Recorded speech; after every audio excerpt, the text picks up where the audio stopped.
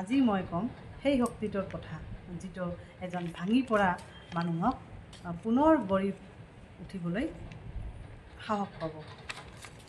সেইটো হৈছে সেলফ ৰিসেট। মৰণ ৰাখিব, যদি আপুনি বিচাৰে তেতিয়াহ'লে জীৱনটো পুনৰাই লিখিব পাৰি। কেৱল চৰ্ত হ'ল যে আপুনি আজিয়েই ৰিসেটৰ বুটামটো টিপাৰ সাহস ৰাখক। ৰাতিপুৱাৰ 4 বজাৰ সময় আছিলে, একদম নিৰিবিলি সময়। তেতিয়া এজন ল'ৰাই তেওঁৰ চকু পানী লৈ জাগি উঠিছিল শোৱাৰ পৰা, আৰু তেওঁৰ নাম আছিল বিবেক।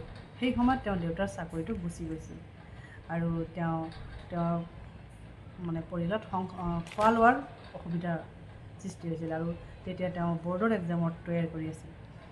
সেই ৰাতিয়ে তেওঁ নিজকে সুধিলে, এটা কোৱেশ্যন কৰিলে যে মই এই অৱস্থাটোৰ চিকাৰ হৈ থাকিম নে মই আগবাঢ়িম। তেতিয়া তেওঁ নিজকে ৰিছেট কৰিলে যে মই আজিৰ পৰা নিজকে ডেইলি মানে গ্ৰ'থ কৰিম, নিজকে আৰু ভাল কৰিম। তেতিয়া ৰিছেটৰ অৰ্থ কেৱল আৰম্ভণি নহয়, ৰিছেটৰ অৰ্থ হ'ল পুৰণা অভ্যাসক চাফা কৰা, বেকাৰ ৰিলেশ্যনৰ পৰা আঁতৰি অহা, আৰু আপোনাৰ চিন্তাৰ পৰিকাৰটোক নতুন ৰূপ দিয়া। যিদিনা আপোনাৰ মাইণ্ডৰ ছিষ্টেমক আপডেট কৰিব, সিদিনাৰ পৰা আপুনি নিজকে এজন নতুন মানুহ হিচাপে পাবলৈ ধৰিব। ৰিছেট কৰিবলৈ ৰিফ্লেকশ্যন, সদায় 5 মিনিট সময় নিজকে দিয়ক আৰু নিজকে সোধক মই কোনফালে গৈ আছোঁ। আৰু তাৰপিছত হ'ল ৰিমুভেল, প্ৰত্যেকটো বস্তু যিটো আপোনাক আগবঢ়াত বাধাৰ সৃষ্টি কৰিছে সেইটো আঁতৰাই দিয়ক।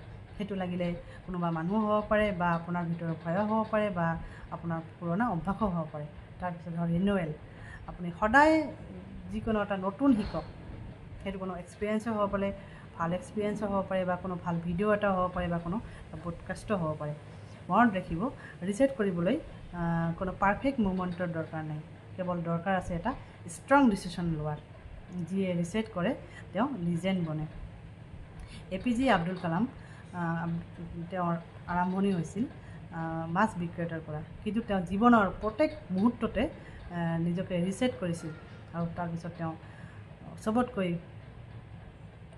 Visionary president হৈছিলগৈ।